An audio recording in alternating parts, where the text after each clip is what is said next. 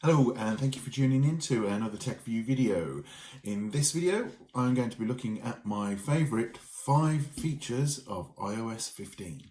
Okay, so I think my favourite feature has to be the new tab bar.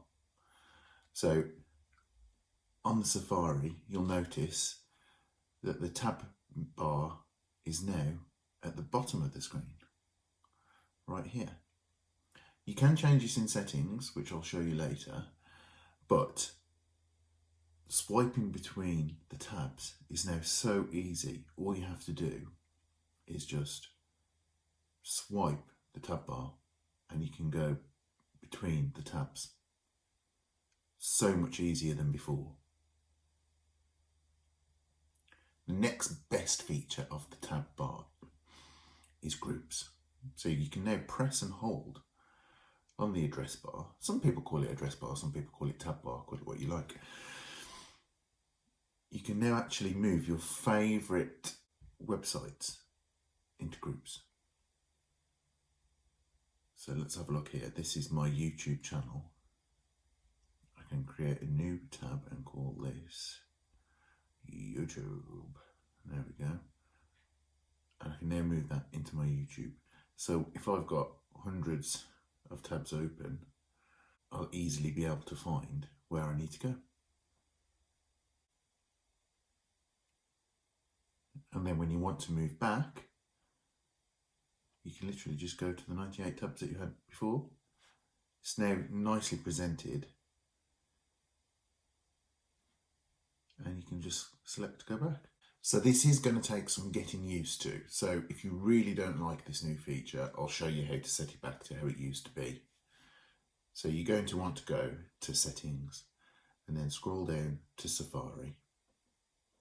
And then on Safari, just scroll down a little bit, and under the tab section, you can actually move it back to the top. So you just want to check single tab. And then when you go back to Safari, it's back up at the top, like usual. Okay, so my next favourite feature is live text. This is truly amazing feature. So there's a couple of ways you can use live text, and I think one of the best ways is straight from the camera app. So if you open the camera app, and now let's say you've got a box and there's some foreign writing on it. So I've got my AirPods Pros here, and on the back there's some descriptions, and some of it is in a foreign language. So you literally hover over the text, tap the button, and it will bring up the text there. Now with this you can copy it and paste it into notes, or one of the most exciting features is you can use Translate. So let's hover over this bit of text here and translate. And there we go. Avec boutier, with housing. I think this will be really amazing to use if you're abroad and you're trying to read a menu in a foreign language or something. Okay, so you can also take this straight from images. So let's just take a picture of the AirPods Pros here. If you look at this picture, you can actually tap on the text here and you can copy that. If you need to save this for whatever reason, you can open up Notes and paste it straight in there. Absolutely fantastic. Okay, so my next favourite feature is notification summary. So if, like me, you get tired of constantly getting notified every 5 minutes for one app or another, then you can actually set a schedule for selected apps so you'll only get notified at certain times of the day. This is really, really interesting. So, okay, what you're going to do is you want to go to notifications. What you want to do is go to notifications and schedule summary. Switch that on. And what you can do here is, just for example purposes, you don't want to get notified by messages all the time. So you can select those 3 messages here add those 3 apps, and you can say, okay, I want to get notified by this twice a day, once in the morning and once in the evening. And then you can turn on notification summary. So now you won't get those notifications. Obviously, the messaging apps is not the best app to demonstrate with, because you want these to come through straight away, no doubt. But it just gives you an idea that if you don't want to get interrupted throughout the day, this is great.